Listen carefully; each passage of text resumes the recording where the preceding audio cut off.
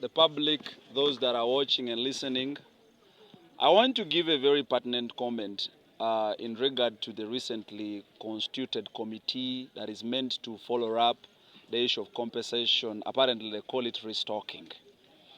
While restocking is a very appealing word to very many people out there, it has its own shortcomings. What we need to realize is the people who are behind the restocking idea have been agitating for that narrative from 2012.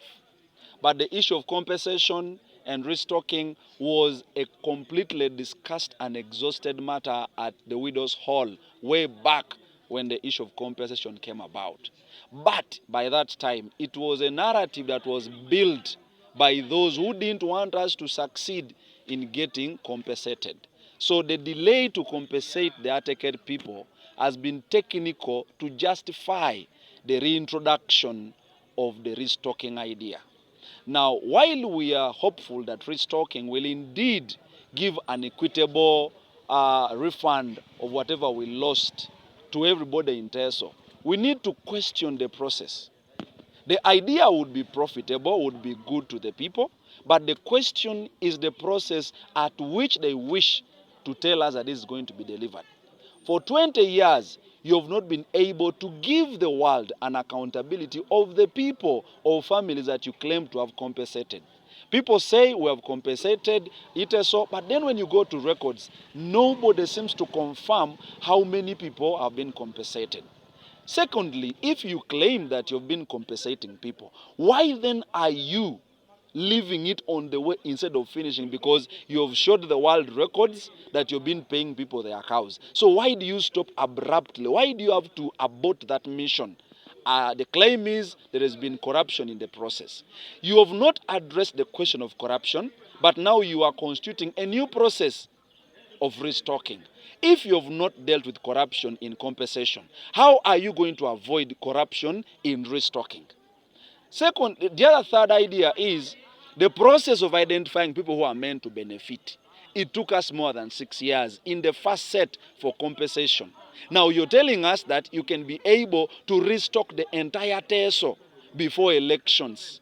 Colleagues who are listening and watching, this is another ploy to delay the return of our known economic niche as the affected people. There is no better thing economically that Teso can do apart from rearing their animals. That is the only thing that we are known for. Out of the cattle, we derived school fees. Out of the cattle, we derived livelihood. Out of the cattle, it was our security for retirement, because every old man knew that if I retired, I have my crowl, I have my milk, I have my ghee. So nobody lacked. But the idea of taking them away from us was meant to make sure we are vulnerable to the powers that be. As we speak right now, it also look like they are beggars. These are things that belonged to Atekere people. It is not like we're asking for what was not ours. We are simply asking for what was duly our own. And we are not, by the way, asking this from NRM, the political party. We are asking this from government of Uganda, because it is the cardinal role of government to protect human beings and their property. Now, when government failed to protect the Atekere people and their property, it was therefore their responsibility to give us back what we lost. So restocking would have been a good thing if it was driven with a good agenda. Yesterday about 1, there was a meeting at Eneku village that was purportedly held by officials of this country. How do you hold a meeting without all stakeholders being represented? I never saw Honorable Cooper there. I never saw Muzei Papimodot. I never saw Honorable Chen Julius. I never saw representatives from TAPCO. These are bodies and these are individuals who represented those who lost their animals in all the other legal processes, and they won against government. I expected, while we are putting together a committee to follow up the issue of restocking, to get information and update from the people who were in the process before, because the challenges that held the compensation back would inform a better process on how best we can arrive at a better equitable restocking process. But without those people, I do not think that those who are trying to portray government's commitment are willing to do the thing. Because even when you see the faces, it is the normal faces that they will always use to lie us. The bishops, the RDCs, the commissioners, the same league of liars are the ones that are still trying to portray to be the ones representing the views of the articled people. I also want to hint on the fact that I never saw young people represented in that meeting.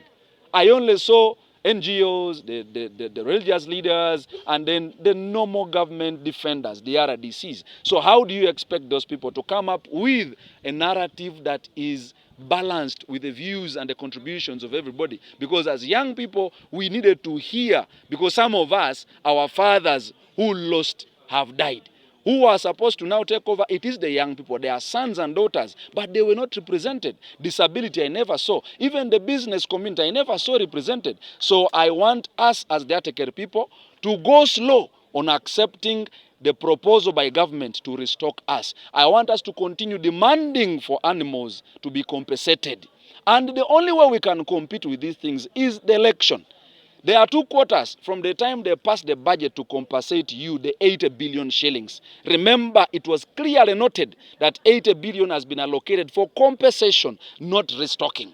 So if by 2 quarters the money is not yet in your account as an old man who lost your cause, kindly we ask you, go and vote for NUP, vote for FDC, vote for UPC, but do not vote for NRM. They are a bunch of liars, hypocrites, and failures. I thank you.